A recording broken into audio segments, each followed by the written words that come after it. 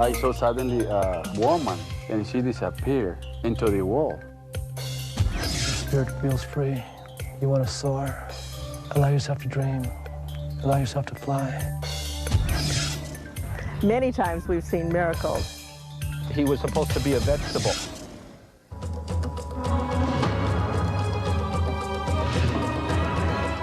From the boundaries of the universe to the depth of your soul, embark on a journey through the unknown and unexplained as we explore mysteries, magic, and miracles.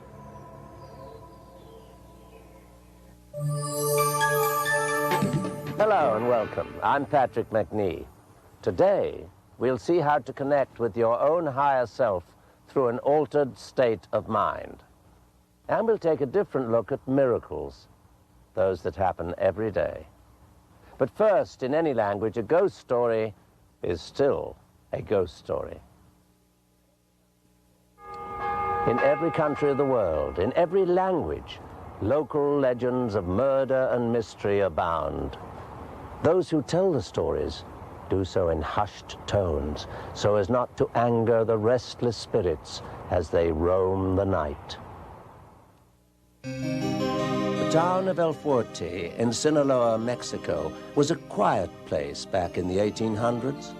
It looked like many other colonial towns in the area. With its lovely plaza in the center of town, the one thing that set El Fuerte apart was the Orontia mansion, conspicuously located at the edge of the plaza. It was a huge structure, occupying nearly a full city block.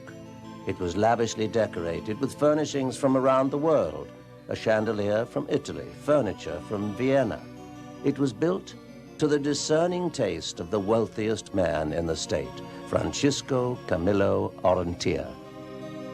In 1869, he died, leaving the house and his fortune to his only heir, 18-year-old Adelaida. With all this wealth, you would think the beautiful young woman would have a perfect life. But instead, it seemed that Adelaida was too preoccupied with protecting her fortune for anything else.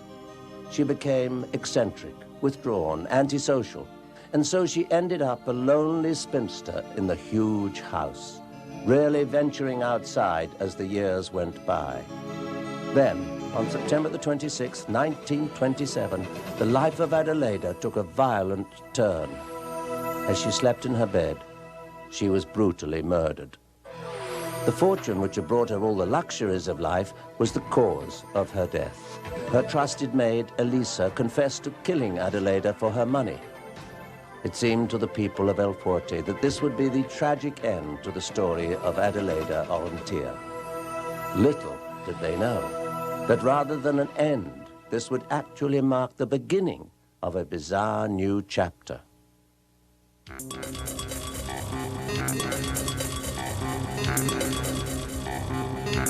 People began hearing unusual sounds and seeing strange visions in the vacant Orontia mansion. In the town of El Fuerte, many people have been talking about this old house and about the ghost in the house. Many people have seen a woman in the balcony or in some of the rooms and the ladders, but there are some ghosts in this house. The visions that are reported in the Orontia mansion are always described as a young woman in a white dress, one that could be a wedding dress. She has been spotted in many parts of the huge house. Often she is seen carrying a candelabra of lighted white candles. One night, a local photographer was able to snap an amazing photo in the house. He described seeing a woman in a white dress walk by carrying a candelabra. In the photo, you can plainly see the trail of the candles, and in the center is the faint outline of a woman. Several other people have had first-hand experiences with the Orontia ghost. En una ocasión venía yo caminando por la calle que está frente al alto. One time I was walking along the street down by the Orontia house. All of a sudden I glanced over and I saw a woman on the balcony. I recognized her It was Adelaide Orantia. Yo sabía que esa era la única casa donde vivía. I knew it was her. I knew her personally all my life. There she stood, looking exactly as she did as a young girl, in a long, flowing white gown. Pues yo sabía perfectamente bien que ella ya había muerto. But I knew perfectly well that she was dead. I'd been at her funeral 65 years ago. And now I was seeing her exactly as she looked when she was a young woman. I got very scared. I looked again, and to my disbelief, this time, she went down and disappeared until I was staring at an empty balcony. Then I became terribly frightened, and I ran home.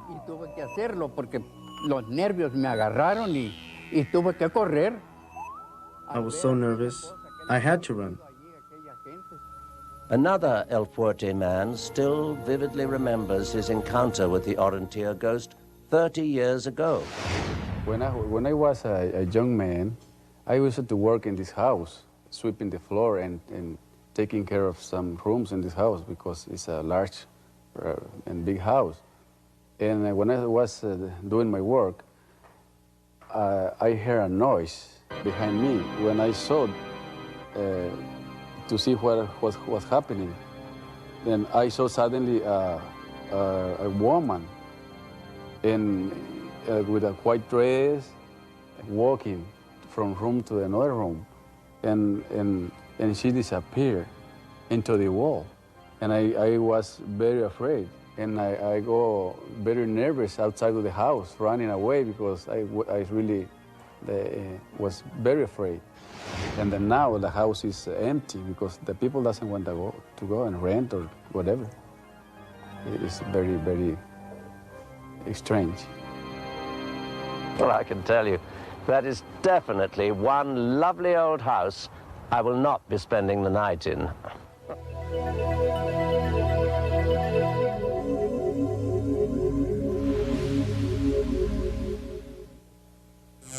In a previous episode, we watched one of our reporters, Susan O'Leary, experience a past life regression through the help of hypnosis. This was such an extraordinary experience, we felt it was worth following up on. So I wonder, Susan, can you share with us any insights or revelations that have come about as a result of your experience?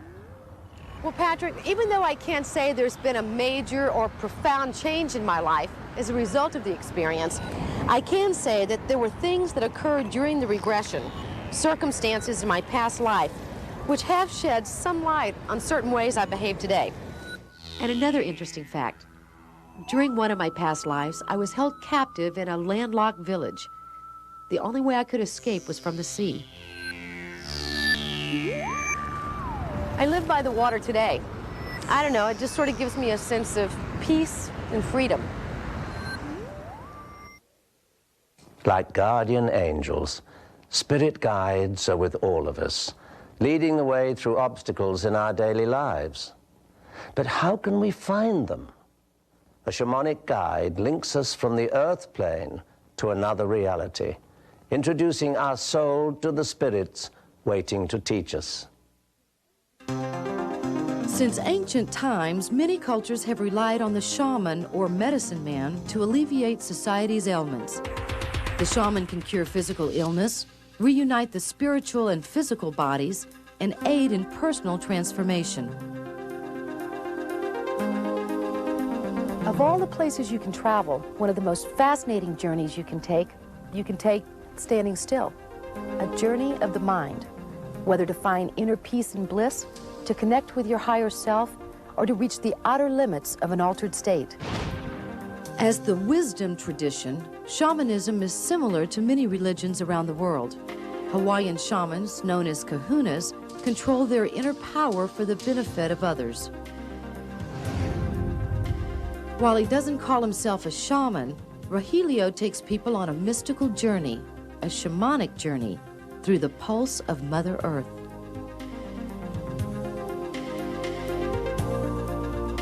I have had my own revelations given to me by spirit, certain visions and dreams and encounters this way in the mystical. And as such, I'm being guided intuitively as I'd say more of a mystic. Shamans play in the dream world where the spirits inspire visions. They hear voices and meet spirit guides. In Rogelio's dream time, he has met more than 30 Indian warriors who guide him through mystic journeys.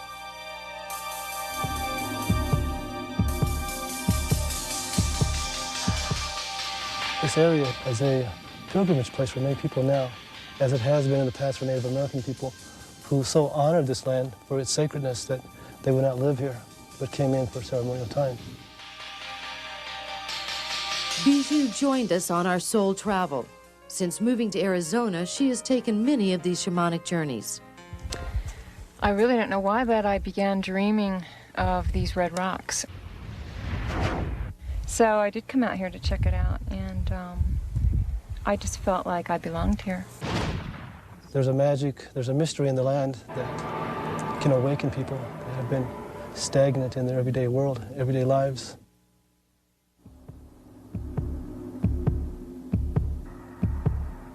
While reaching an altered state can be done in many ways, smoking a peace pipe or taking peyote, we used a more common method, music and song. In this altered state, the shaman and soul travelers seek to meet all nature, spirits and animals alike. Rogelio begins the soul travel in the meditation light room. There, he prepares people for the journey to the world beyond the rational mind, using the crystal to clear their energy. Some shamans even embed crystals under their skin where information is stored. The smoke is a way of purification. It's a teacher plant, it's sage, and used to create a cleansing and a space of purity, because in purity is spirit. The smoke is a purifier, a blessing.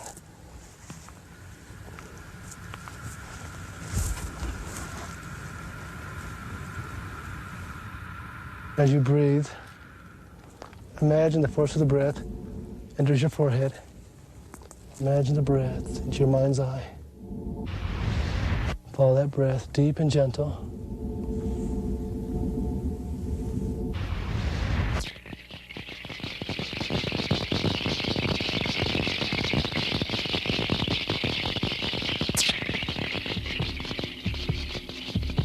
Places such as these mountains, they hold an awesome silence that can remind us about this inner peace, inner silence.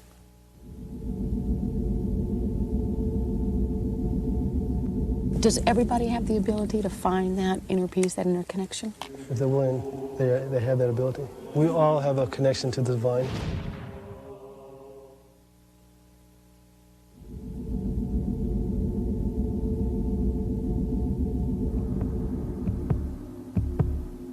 We look to go into the silence, beyond the thought, beyond the body or the mind.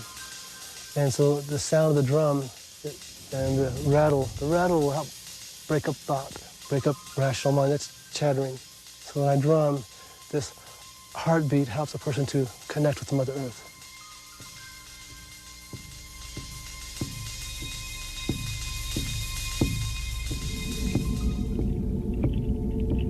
This is what the Buddha said. He says, don't look for happiness outside yourself, because if you do, look outside, you'll suffer. So find the mystery within. So make contact with this source. Imagine you're on the edge of a mountain, the Red Rock Mountains. You're like a bird, like an eagle. Your spirit feels free. You want to soar. Allow yourself to dream. Allow yourself to fly.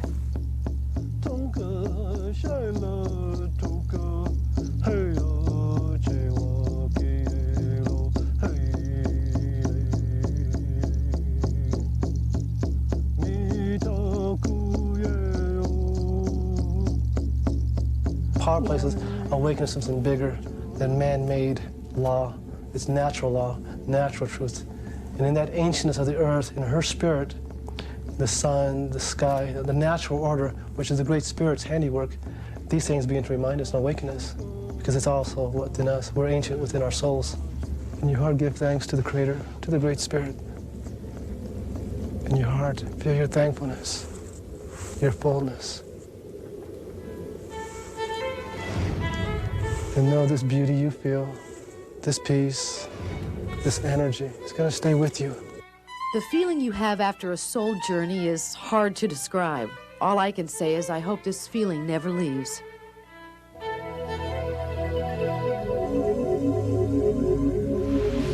While wood and stone are common materials, when carved into a sacred pipe, they become holy.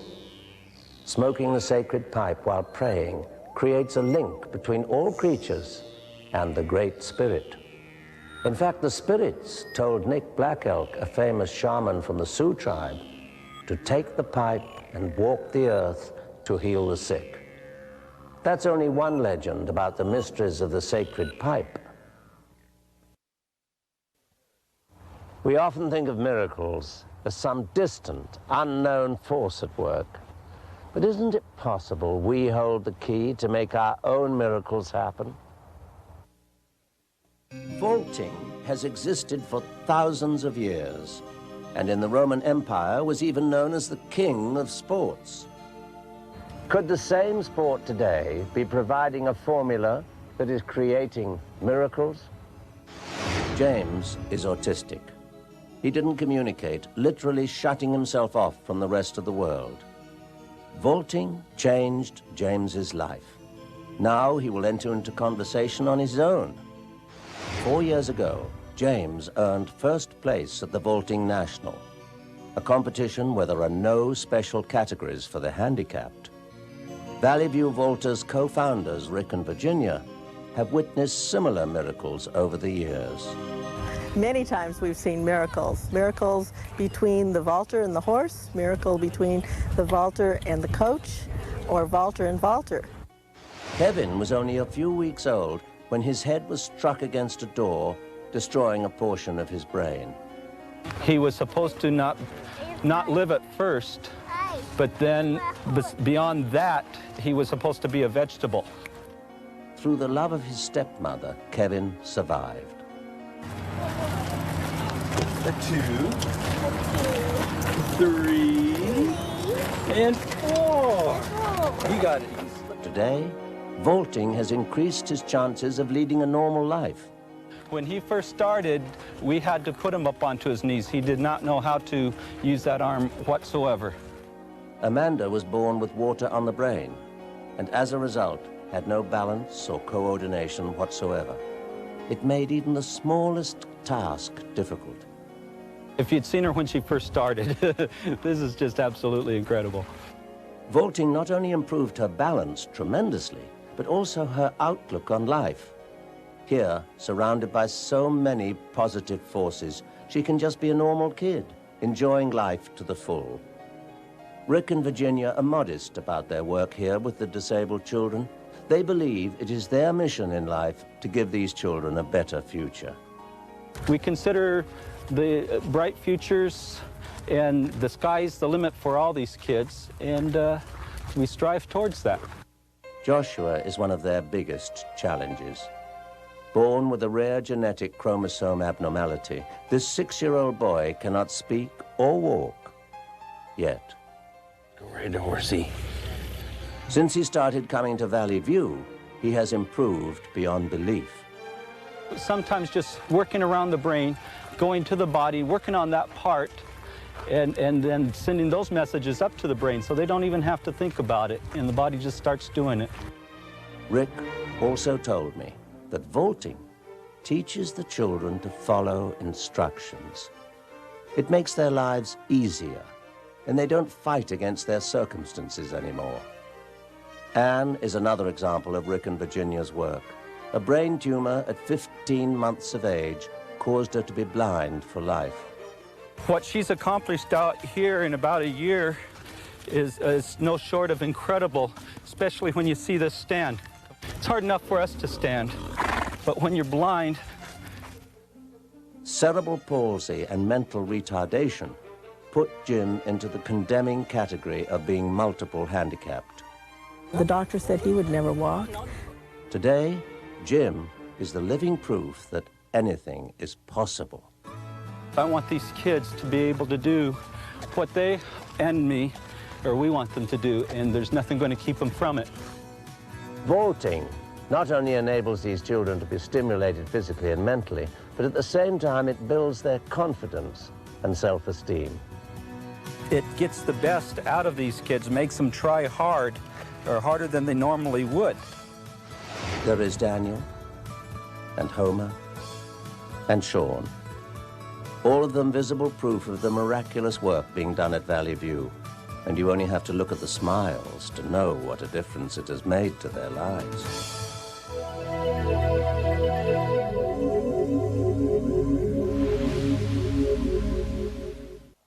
It isn't as hard to find a miracle as we may have thought. I'm Patrick McNee. Join me next time for more mysteries, magic, and miracles.